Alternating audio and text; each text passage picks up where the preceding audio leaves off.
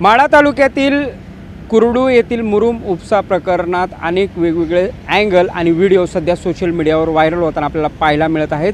सध्या पाहायला गेलं तर या ठिकाणी तालुका प्रशासन आणि करमाळा विभागीय पोलीस अधिकारी अंजना कृष्णा यांची टीम त्या ठिकाणी पोहोचल्यानंतर सदर जो अवैधरित्या मुरुम उत्खनन होत असताना त्या ठिकाणी ग्रामस्थ अंगावर गेल्याचं पाहायला मिळत आहे आणि तो व्हिडिओ सध्या आपल्याला चर्चेत होताना दिसत आहे। उपमुख्यमंत्री अजित पवार आणि IPS अधिकारी तसेच करमाळा विभागीय पोलीस अधिकारी कार्यरत असणाऱ्या अंजना कृष्णा यांच्यातील फोन जो कॉल आहे तो प्रचंड प्रमाणावर सोशल मीडियावर व्हायरल होऊन देशभर त्याची चर्चा झाली होती। मात्र आता जिल्हा प्रशासनाने एक भूमिका घेतलेली आहे। या भूमिकेतून कारवाई करत कुठेतरी जे तालुका महसूल प्रशासन असेल किंवा IPS अधिकारी अंजना कृष्णा यांनी जी कारवाई केली आहे ती योग्यच असल्याचं जिल्हा प्रशासनाकडून आता नमूद करण्यात आलेलं आहे।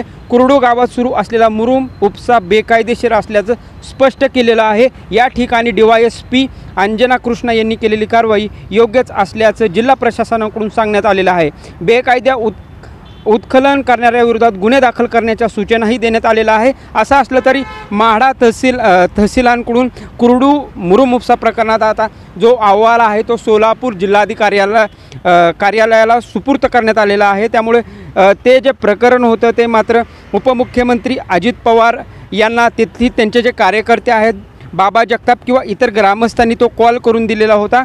त्यामुळे उपमुख्यमंत्री अजित पवार यांचे प्रचंड प्रमाणावर राजकीय टीका सहन करावी लागली होती। असं असलं तरी आता जिल्हा प्रशासनाकडून यावर आता मोठ्या प्रमाणावर कारवाई करताना आपल्याला पाहायला मिळत आहे।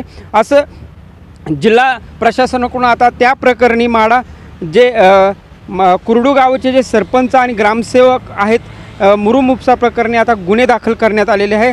सरपंच कुंताबाई अंबादास चोपडे आणि ग्रामसेवक मोहन पवार यांच्यावर आता गुन्हा दाखल करण्याचे आदेश जिल्हा प्रशासनाकडून देण्यात आलेले आहे।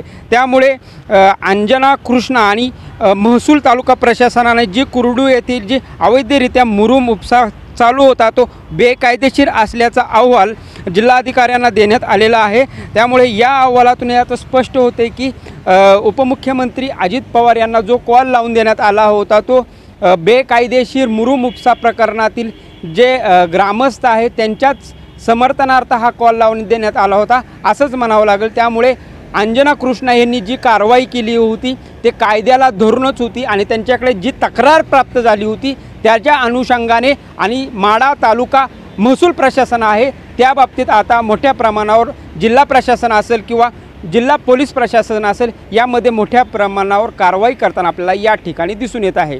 प्रीतम पंडित, न्यूज 18 लोकमत, सोलापूर।